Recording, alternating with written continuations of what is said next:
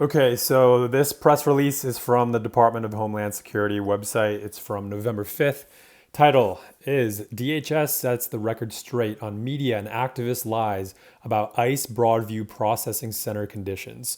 Goes on to say that the media continues to peddle false narratives about illegal alien detention centers while ignoring the arrests of murderers, pedophiles, terrorists, and drug traffickers from American communities. Despite hoaxes spread by criminal illegal aliens, the complicit media, and now an activist judge, the ICE Broadview facility does not have subprime conditions. So the press release goes on to say that the people that are detained there are provided with 3 meals a day. They get water. They can talk to their families and their lawyers. They add that there are some terrible criminals there, and they wonder why the media isn't reporting on that. All right, so this keeps coming up, but from what I've seen, most people can agree that violent criminals should be detained. The problem is that no one trusts the Department of Homeland Security, as they have obviously lied before. They lie about violence against peaceful protesters, so it sort of destroys their reputation. Anyway, another big issue here is that there is zero due process. ICE rounds up US citizens, people who are here legally on various visas, and they find people who are here illegally as well. They throw them all together in Broadview. One example is Diane Figueroa, covered her in another video. She is a US citizen. She's a paralegal. She was thrown in Broadview for no reason, and they let her out hours later. If they had something against her, they probably would have kept her. Right? If this was an issue of the police needed to bring her to jail, then they would at least use, number one, you're going to Mirandize her. You're going to tell people where she is. You're going to tell her what she's being arrested for. You're going to take her to a station. People know she's there. She knows that there's a process that's protecting her because innocent until proven guilty. That does not exist here. So if you're going to claim that this detention center is for criminal illegal aliens, then that already adds to the suspicion that many people have towards DHS, towards ICE, right? There's no due process. They cover their faces, they don't issue a warrant, they don't Mirandize you, they take you away, and that doesn't include any of the physical violence that they might use against you.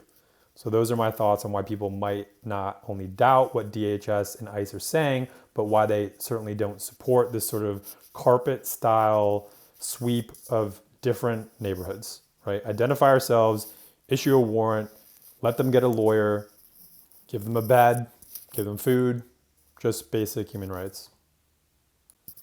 All right, let's take a look at what news outlets have reported is actually going on in these facilities.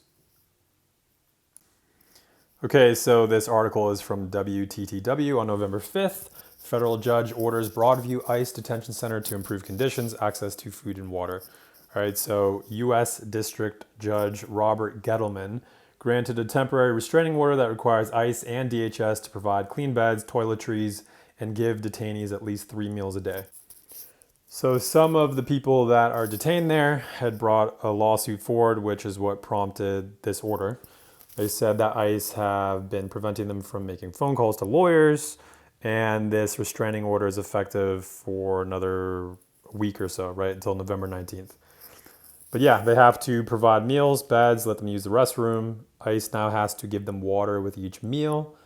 So guys, if a federal judge needs to issue a restraining order because people are suing and says you have to do essentially the bare minimum to take care of detainees who, again, have not gone through any due process at all, then you've probably gone just a little too far.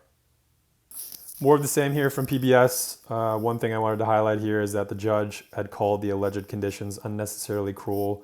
Talked about overflowing toilets, crowded cells, no beds, and water that tasted like sewer, and that he found the witnesses highly credible. And finally, if you need the New York Times stamp of approval in terms of covering the story, here it is. Won't go into it because it's essentially the same exact thing. And this is from the Chicago Sun-Times on November 7th. Magistrate judge plans to visit ICE Broadview facility amid lawsuit over conditions. So this judge, Laura McNally, is going to visit the facility likely next Thursday, which is November 13th. So let's see what sort of information comes from that. But yeah, not surprising that there are questionable conditions at the Broadview facility.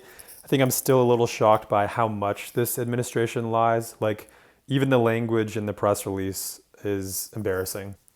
Anyway, that's where we're at. We'll see what happens. We'll see what comes of that visit to the facility next week.